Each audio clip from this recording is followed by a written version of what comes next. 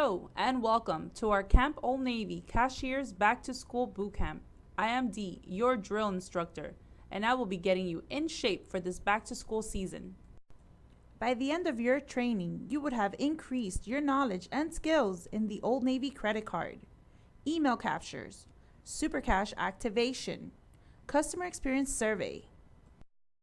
You will purposely prevent with tips on how to identify counterfeit bills and learn red flag behaviors for a quick change artist. Lastly, you will learn how to do it all the way of the celebrity. Before you head to your register, there's a few questions you need to ask yourself. Number 1, are you wearing your Old Navy name badge? Number 2, are you wearing your back to school lanyard? Number 3, do you know the promotions and offers for the day? Number 4, is your cash wrap supplied, stocked, and organized? Number 5, did you leave your phone in your locker? And lastly, are you wearing your smile? Now that you have seen what to do before you start the transaction, let's jump right in with a skit on how to apply for the Old Navy card. Hi, welcome to Old Navy. How did you find everything today? Good. Actually, got what I need. Yup. Oh, great. Glad to hear it. Well, your total's going to be $12.50. Will you be putting this on your Old Navy card today? I don't have one. Well, I can do your application today and it's completely free. You're going to get 10% off today and for the next 60 days at Gap, Banana Republic, and all Navy stores. I'm in a hurry. Oh, that's no problem. The application only takes a minute. You're also going to receive a $15 coupon on your birthday and a 10% off every Tuesday at Old Navy stores. So what do you say? Should we go ahead and give it a try so you can start saving today? Why not? Let's do it. Congratulations! You've been approved for the Old Navy card. That was just one example of how our cashier Kelly was able to overcome objections and get the customer to apply for the card. It's really up to you and how you say it. There's nothing scripted here. There's just a few things to remember that's going to help you along the way. The first tip is to ask every customer. If you're not asking consistently, you will never reach your goal and you're missing out on opportunities. Secondly, you want to ask like a celebrity. Be happy, excited about selling the credit card. Expect customers to tell you no at first, but it's up to you to overcome at least 3 objections before you give up on the card. Know all the benefits of the credit card. If you do, you'll be informative and you can tailor to your customer, knowing what's important to him or her. Last tip on how to be a credit card celebrity is to know your goal and strive to exceed it. By following these tips, you are sure to become a cashier celebrity. Now it's time to roleplay. Press pause on your video and try to overcome at least 3 objections.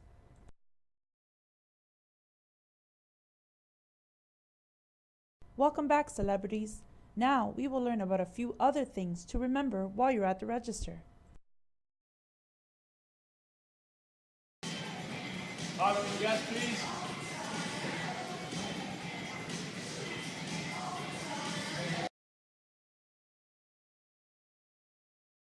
Sorry about the wait, guys. We'll be right with you. Can I have the next guest in line?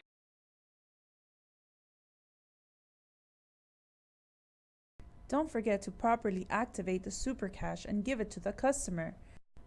Failure to activate the Super Cash will result in a negative customer experience.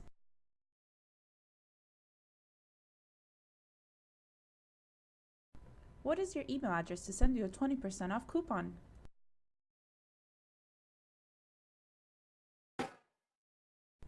Tell every customer about filling out the customer experience survey so they can receive a 10% off coupon for their next purchase. Here's a tip. Write your name on the CES receipt. Your managers want to know what a fabulous job you've been doing at the register. And remember to smile. Thank the customer for shopping with us today. Okay, celebrities, it's time to get serious. I'll be taking you through your loss prevention boot camp training so you can purposely prevent. Pay close attention. You don't want to miss anything. Today I'll be teaching you how to detect counterfeit money. Right now I'm going to show you how to detect $100 and $50 bill counterfeit. Right now, the first thing you always want to look at when you have a counterfeit bill is always this shield.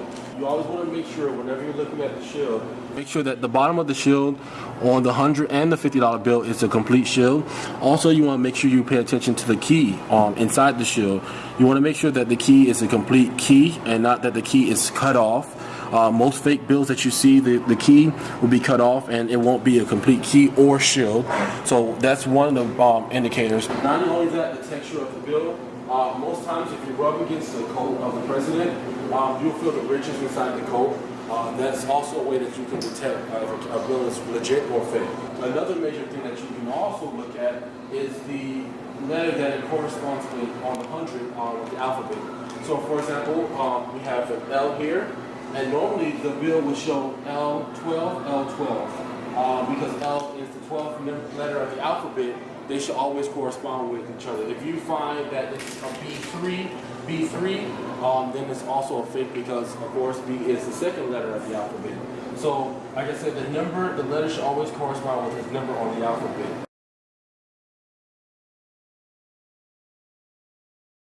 You also want to look at the threads on the bill. If you look at a legit $50 or $100 bill, the threads sit on top of the bill and not imprinted inside the bill.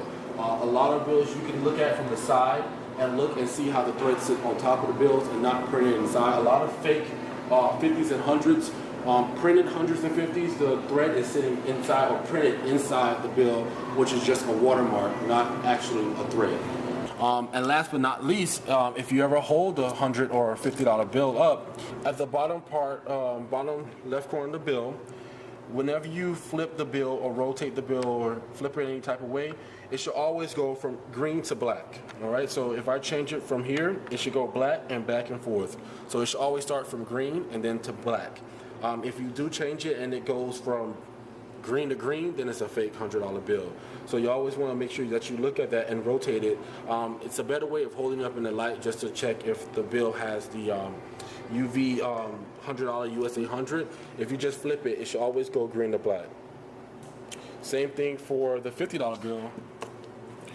If you use the $50 bill, it should always start off as a gold or copper look, and then when you flip it, the copper, it should always go copper to green when you rotate it, when you flip the bill also. And another neat trick is if you look at the numbers, they all should be even gapped on the bill. So if you look, ED03709329A, it should be evenly gapped. If you find that they are spaced out too much or it's crooked, then of course it's a printed $100 or $50 bill. So with these techniques, you can detect $100s and $50 bills that come through your registers at your store. For further techniques on how to detect fraudulent bills, review your Loss Prevention Board and look for this document.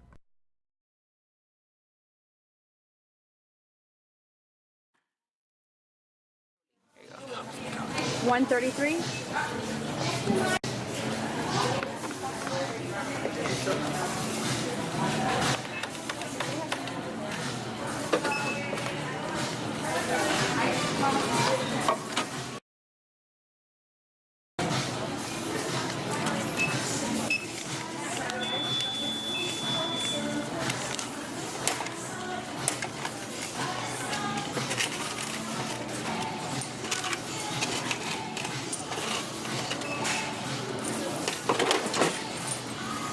$67, 20, 30, 40, 50, 60, 70, 80, 95, 6, 7, 8. Is there change? Can I have a bag for that, please?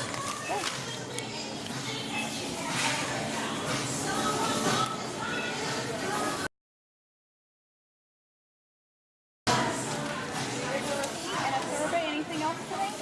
Yeah, I'm short $30 here in my change. You didn't give back the correct change. Oh, I'm sorry about that. Can I see that? Sure. Yeah, you're short about Yeah, just give me one moment, please.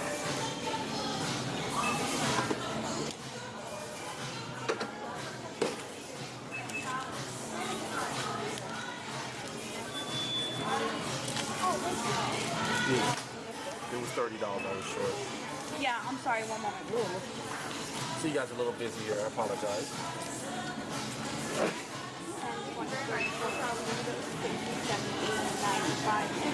That's right. This All right. time. Yep. Thank you so much. You too. Now that you have the knowledge and skills needed to be a celebrity cashier, I want to invite you to see how our customers perceive our service.